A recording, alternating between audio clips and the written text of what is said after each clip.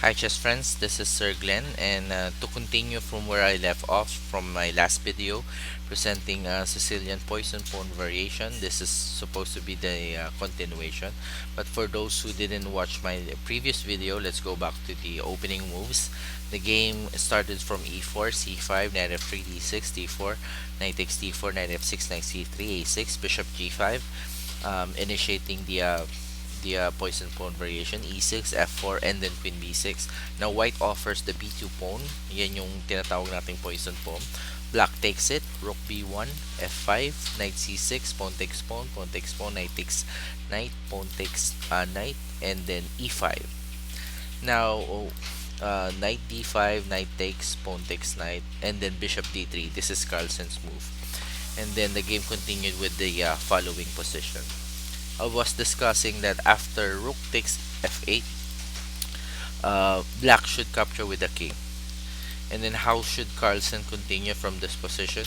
He simply shifted his pieces towards the king side, starting with queen f4. Of course, black needs to go back on e8. If he goes back to the king side, let's say for example king e8, and then that would be disastrous for him kasi it would position his king into the danger zone. Okay, moves like for example queen f7, or maybe queen takes, no, bishop takes, queen takes, no. I think better here would be rook rook f1, the same thing, rook f1. After rook f1, threatening queen f7 check. After let's say for bishop takes, bishop is not possible dahil check sa f7, tapos weakness sa back rank, so mamamati yung black after queen f8, rook takes f8 check. So he cannot do that. If he plays naman bishop b7, white will win the piece by playing queen f7 and then bishop takes f8 after the king moves. So Popov choose king e8, and Carlsen continued with the same move, rook f1. After rook a7, trying to cover the 7th rank for possible white's invasion in the 7th rank, Carlsen continued the onslaught, and believe it or not, black's king ran for his life, starting with king e8, queen e8, queen e8 check, king b6, and after queen takes bishop, Popov resigned. There are no constructive moves here.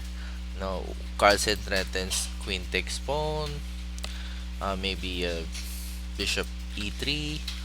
So, ang viable dito siguro is bishop takes bishop, pero Carlsen's play after queen takes pawn should lead to mate. Pag bumaba yung king ng black, madali nang matihin yan ng white, no? Simply check lang sa baba will lead to mate. If the king goes up the board, let's say king a5, I don't see black can survive after rook d5 check. Analyze it yourself and I can prove it to you. Black is losing here. Okay, so nakita natin folks yung line ng poison pawn variation. Now let's go back to the opening moves. Next on the list would be how should we react if white tries to attack using the e5 variation naman. Diba kanina f5? Let me show you. In this line, okay, white initiated the attack by playing f5. Now what happens naman pag e5? Okay, so if white continues with e5, this following position may happen. After pawn takes pawn takes e5, knight fd7, and then knight e4. Okay, so seemingly black will able to win a pawn on e5, no? Parang libre yung pawn dito, pero actually it's a mistake. If you look at white's pieces, the bishop looking onto this diagonal, f6, e7, d8 has something to do with that particular line. After knight takes pawn, white plays the very strong move knight b5. And on his next move, let's say black tries to save the queen by playing queen a4. White swoops down and mate black by playing queen d8. So that's just a sample line. So after knight e4, the correct move should be h6 para mawala yung pressure ng white sa diagonal na yun. Okay, so after h6, atras lang, bishop h4, and then black takes on queen takes a2. Well, it's not necessary because the queen is possible to support a possible bishop b4, no? Pwede siyang magganon yung yung black in case the rook is not here. For example, after bishop h4, tumira ng pass move ang black. Let's say halimbawa lang, alam ko mali yan. And then white plays rook d1. Possibility siyang mai-move niya to bishop b4. Kaya very useful din yung queen sa diagonal na yan. But let's just say that black plays queen takes pawn, rook d1. As you can see, white maintains the position, the strong position of his pieces towards the king, towards the center. Actually, there's a very famous game. It's from the tournament cup, the Agni 2006, between the very famous players Temur Rajabov from Azerbaijan, and Sergei Karyakin from Russia. So, in this position, Karyakin played queen b2. Queen e3 was played by Rajabov. Bishop c5, no? Nilagay niya ng pin yung position. Here, it's a blunder to capture on c5 kasi although you're able to eliminate the very strong the pin and the very strong bishop on c5, medyo pumapabor yan sa black kasi every exchange pumapabor yan sa item dahil lugi nga sa material ang nagagamit. Usually pag nagagamit, it's best to maintain your active pieces in play. Like for example, this knight here is very useful to jump anywhere on these squares if opportunity arises. So dapat iwasan nyo ng white.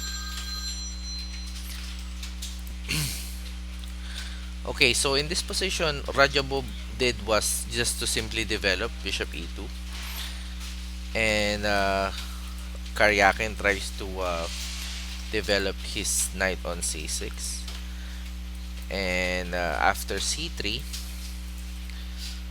queen a3 and castle for both sides. Parang wala ning atake nung white, no? Parang dito na ba nagtatapos yung initiative ng white, no? It seems to, for an ordinary player, losing na to sa white, no? But for players on their level, studying the opening, especially pinag-aaralan kasi nila to sa bahay, no? May mga preparations sila, especially when Rajabov played e5, he has something in mind. So it came up with a very strong move. I think this was research, this was home preparation, starting with knight f6. Okay, and this is I think this comes as a surprise for Karyakin. So I think after this move, Karyakin is on his own resources. After knight takes knight, actually pawn takes knight is also possible, but it would make white's job easier, no? Kasi ang idea ng sacrifice na yun is to disrupt the pawns guarding black's king. So after knight takes knight, white played bishop takes knight. Okay, so that if black played pawn takes bishop, it would set up a very powerful checkmate motive. Kakain yung white dito and then checkmate doon, no? Actually, possible din yun sa rook f6, no? Pero Rook f6 is also possible here. But I think bishop takes is more forceful. Kasi nga kapag in-ignore, pwede pang mag-continue yung white ng bishop takes pawn sa g7. So after knight takes knight, tries to clarify things on the center. Of course, pawn takes knight is a mistake because of queen takes queen check. And it is white who is losing. So after rook takes knight, giving up more material para mag-continue yung attack. And after the subsequent play, um, as you can see, no, lamang man sa material yung black. Tulog yung mga piyesa niya sa queen side. The rook on a8 is doing nothing. The bishop on c8 is doing nothing. And the queen is too far away to help in the defense. So basically, white's pieces, white's queen, bishop on f6, bishop on e2, and rook f1. Apat na piyesa yan against black's only defense, which is the rook on f8. And we call this in chess the relative material advantage. No, absolute material advantage yun yung lamang ka sa pyesa. Relative material advantage is lamang ka ng number of pieces on a certain sector of the board. At sa chess, kapag lamang, for example, mas marami kang pyesa dito sa king side kaysa sa kalaban mo, yung chances na gumawa ka ng atake na mag-succeed yung atake mo is greater dahil mas marami kang tao dun sa sector of the board na yan. So, after pawn takes bishop and pawn takes pawn, Karyakin tries his last ditch or last defense, which is bringing up the queen here on g5 para kahit papano makatulong siya sa tabi, makahabol siya sa depensa. But of course, a very important move, h4, prevents that. No, Rajabov prevents queen g5, and so after a few moves, king h7 is I think a wrong move, pero black has nothing better kasi just in case hindi niya gagawin yun, what white will do is will simply put his rook here and then queen on the light square and then invade. No, rook here, here and here, and then the queen move, which is resignable na for black. So what black did was try to vacate this line para makadepensa yung rook dito and possibly haharang doon, no? But it's too late. Bishop d3 check, and Karyakin decides to give up the queen. So one might expect, okay, this is an end game if Rajabov captures the queen. Bishop takes queen, pawn takes queen. Medyo mahirap pa yung task ng white, no? Dahil 2 rooks yan eh. Possibly manalo pa rin, winning pa rin yung white, pero tatagal yung laro. And Rajabov finds the fastest way to win. He plays rook e1, which is very surprising. Para siguro white threatens rook e5 or I don't know, para ma-prevent siguro yung pagkain sa f1. And then rook g8, king h2. Rajabov is already toying with Karyakin. He's taunting him.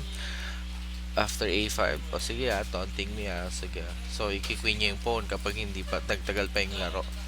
So, g4. Queen takes bishop and Rajabov brings home the bacon.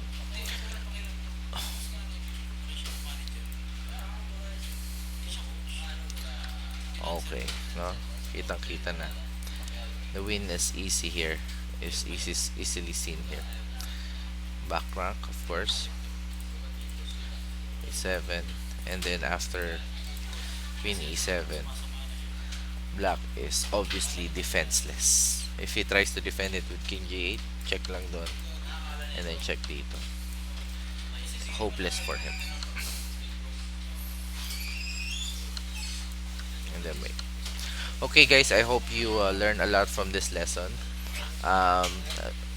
We will tackle a different system naman for white dealing with Sicilian neither. Thank you for your time and have a nice day.